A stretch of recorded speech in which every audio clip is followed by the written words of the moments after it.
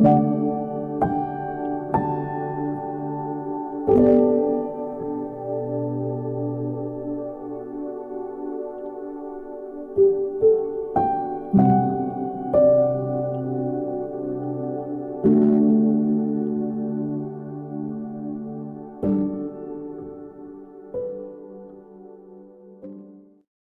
mes frères et sœurs, pensez-vous vous soustraire à la colère de Dieu? Le peuple hébreu dans le désert n'a pas pu, lui, se soustraire à la colère de Dieu. Lorsque Dieu leur donnait de la manne à manger et qu'ils ont constaté de la viande, ça a mis Dieu en colère. Et qu'est-ce qu'a fait Dieu à ce moment-là? Il les a frappés d'une plaie. Et il a appelé le lieu dans lequel il les avait frappés en hébreu. Entendez bien, il avait appelé ce lieu Kibroth Hattaava, qui veut dire tombeau de la convoitise. La convoitise. Frères et sœurs, j'ai eu cette révélation ce jour de Shabbat. J'avais laissé cette vidéo en attente.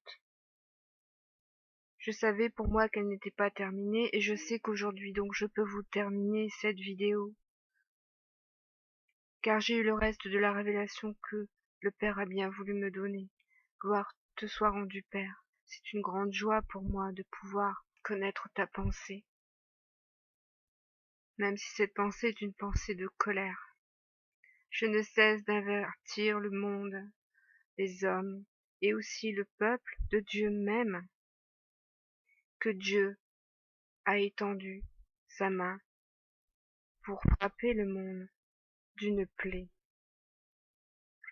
de frapper le monde à cause de sa convoitise.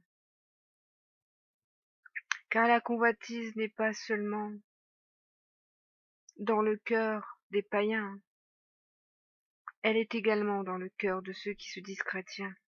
Elle est également dans le cœur du peuple d'Élohim.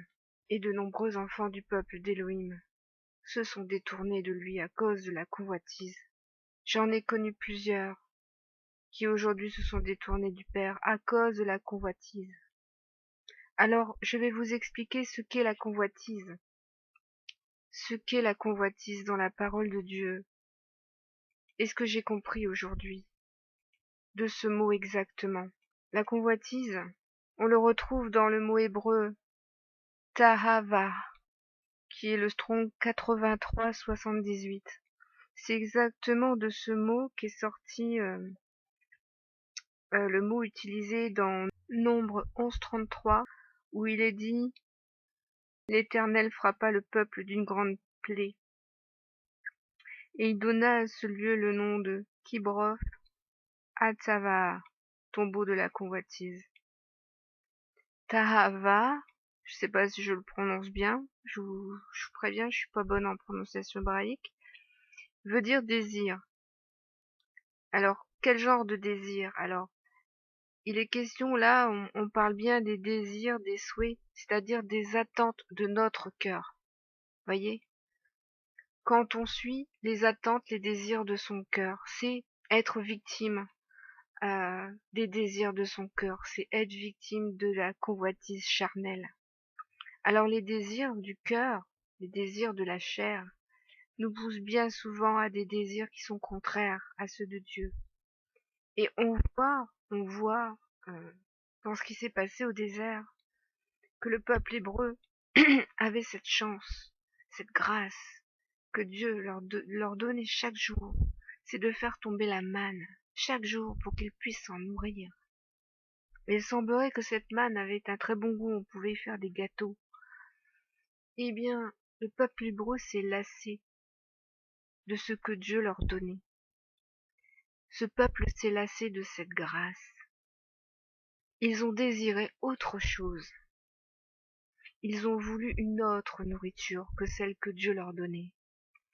Et pourtant Dieu savait ce qu'ils avaient besoin et ce qu'il devait leur donner.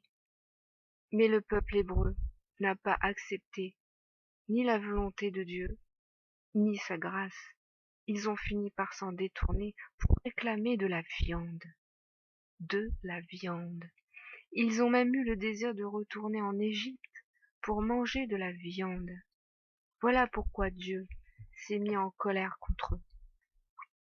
Et je vois aujourd'hui, dans le peuple même d'Élohim, dans ceux qui sont nés de son esprit, qu'à force de marcher avec Élohim, qu'à force de marcher et de manger de sa grâce, ils finissent par se lasser. Oui, ils se lassent et ils commencent à désirer autre chose. Et à force de désirer autre chose, ils finissent par écouter les attentes de leur cœur. Comme le dit ce strong hébreu, les attentes de son cœur. Et le peuple d'Élohim n'écoute plus Dieu désormais. Il écoute son cœur. Et il va non plus selon Dieu, mais selon son cœur.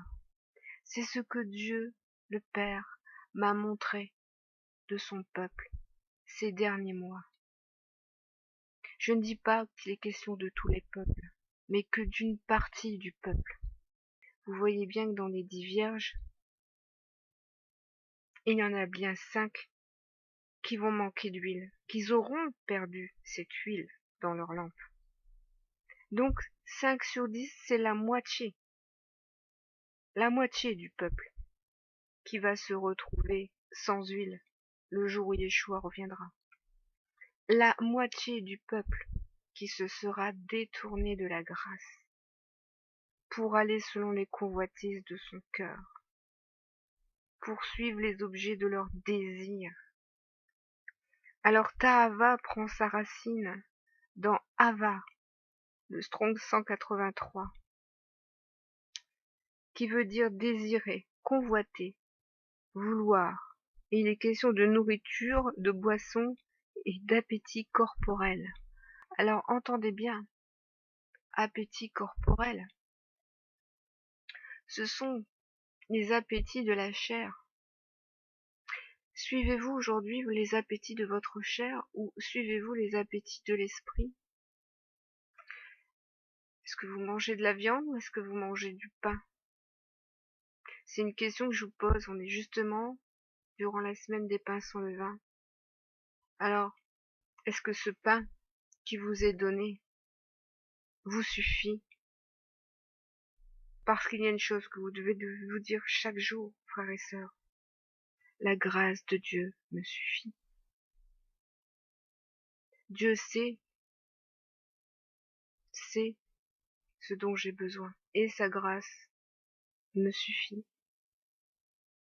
Ce n'est pas moi qui dois lui demander « Donne-moi de la caille, donne-moi de la viande ». Non, ce n'est pas à vous de décider ce que vous devez demander à Dieu. Dieu n'est pas là pour combler vos désirs et pour vous satisfaire. C'est vous qui devez combler ces désirs et le satisfaire. Dieu sait mieux que vous ce que vous avez besoin et au moment où vous en avez besoin. Vous ne devez et vous n'avez même pas besoin de lui demander. Il vous donnera au temps convenable ce qui vous conviendra au temps convenable. Votre seul désir doit être le désir de Dieu, non vos propres désirs. C'est pourquoi je vous ai dit dans une exhortation, soumettez tous vos désirs à l'Esprit et à l'approbation de l'Esprit de Dieu. Soumettez tous vos désirs, toutes vos volontés à Dieu, afin de savoir si Dieu les approuve, si elles sont dans son entendement, si ces volontés viennent de votre chair, de votre cœur, ou si elles viennent de lui. Vous ne devez pas passer une seule journée en faisant votre propre volonté si vous êtes enfant d'Élohim. Toute volonté doit être celle de celui qui vous a créé. Vous devez sans cesse vous examiner avec rigueur. Et c'est votre cœur que vous devez examiner chaque jour. Votre cœur, vous devez le soumettre chaque jour à Dieu et à son approbation, afin de bien savoir si ce qu'il contient est conforme à ses désirs. si ce que votre cœur contient est juste, que ce soit vos sentiments, que ce soit vos envies, que ce soit votre tristesse, que ce soit votre joie, est-ce que toutes ces choses prennent racine en Dieu? Est-ce que ces choses ont été mises dans votre cœur par Dieu ou par votre chair? Entendez bien ce que je vous dis, car ceux qui suivent les désirs de leur cœur sont comparables à ce peuple qui finalement a été frappé par la plaie de Dieu dans le désert. Et ils sont tous morts avec la viande entre les dents. Ils n'ont même pas eu le temps de l'avaler, cette viande. Ils sont morts sur le champ. Et croyez-moi, c'est quand même étrange que Covid veut dire, en traduction Google, convoitise. C'est une chose que je ne m'explique pas, ça n'a aucun sens. Non, ça n'a aucun sens, mais vis-à-vis de tout ce que Dieu me montre, oui, ça a un sens.